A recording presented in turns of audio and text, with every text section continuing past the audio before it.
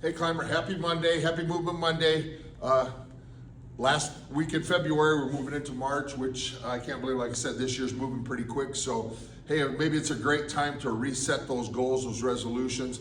Don't worry that if maybe you fell down, we talked about this before, that if you fell down during the year, this is a great week to start getting back up, get back on that springboard and launch yourself into March. So one of the things I want to talk about, I had some folks reach out just about how you can change a workout up by simply changing body position, right?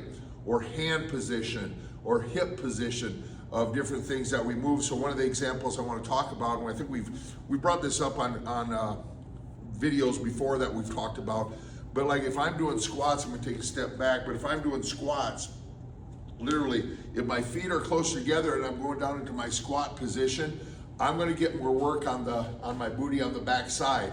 By changing my foot position, like going to a sumo squat, right? My toes pointed out, I'm still gonna go into that squat movement, but now when I go down into my squat movement with the toes pointed out and my knees track over my toes, I'm gonna feel this more on still my quads, more inside quads, inside to the thighs when I'm doing the exercise. So hand position is a big key when I'm doing my pressing movement, right?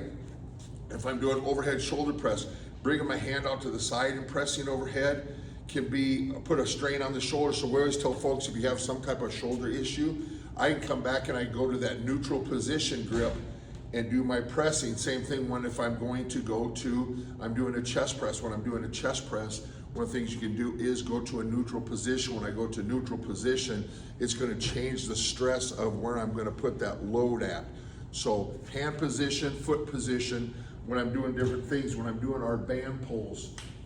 If we're doing band pulls, simply doing a band pull where if my hands are down and I'm pulling this way, or I'm going to rotate with my thumbs up and palms in, can completely change the movement and how I'm going about when I'm doing my pulls, when I'm doing my press. The same thing when I switch around and go to my pressing movements, having my palms in and going to be close to the inside. This is going to be a different movement than when I'm going to press and come through the outside. So hand positioning and then also hip positioning. So if I'm doing my presses and I'm in this position, if I'm bending forward, now the angle that I'm going to be coming is going to change the vector force at which I'm pushing through, and it'll change how I'm working the muscles, where I'm working the muscles through. So think about when you're doing your program, when doing your exercise, by simply me doing the same thing. I'm going to do my shoulder presses, but I'm going to change that hand position. I'm going to get more front deltoid. When I'm here, I'm going to get more side deltoid. When I'm doing my squats, I can change up my squat day. I have a squat day. Day one, I'm going to go normal stance. Day two, I'm going to go narrow stance.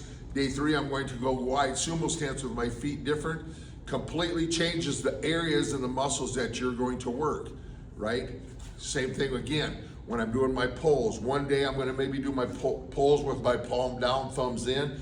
Next day I'm going to do with my thumbs up, palms in, right? Changes, and then because when I go this way too, also the range of motion where my elbow is going to pull from is going to change. So I know I'm beating that horse to death, but I can take the same workout and by changing just different positioning, foot position, hand position, if I'm sitting down or standing up, can really affect about that how the whole workout comes together and change up the workout. We've literally taken the same workout and done different positioning, and people say, man, that was a whole completely different workout. It's like, well, that was actually the same workout we did Monday, but this Monday we changed positioning, and they're gonna feel it in different areas. Their muscles are gonna fatigue just a little bit different, and you're gonna feel it locate. When I go my curls, right? Here's an example, regular curls, hammer curls. We do what we call cowboy curls, where we rotate to work that forearm and work that wrist, which really helps for you as a sonographer because of my scanning motion to build the strength up through that wrist, through those forearms. So think about this week when you're doing your exercises. Change those movements up just a little bit, change your body position up a little bit, because I think when you do, and notice those changes, that when you change those body positions, it's literally gonna change your whole workout and how you feel, and maybe you're gonna be sort of sore in some spots you're normal at sore. And so give that a try this week. Again, happy end of February. Let's rock and roll into March, and I'll talk to you all on Wednesday.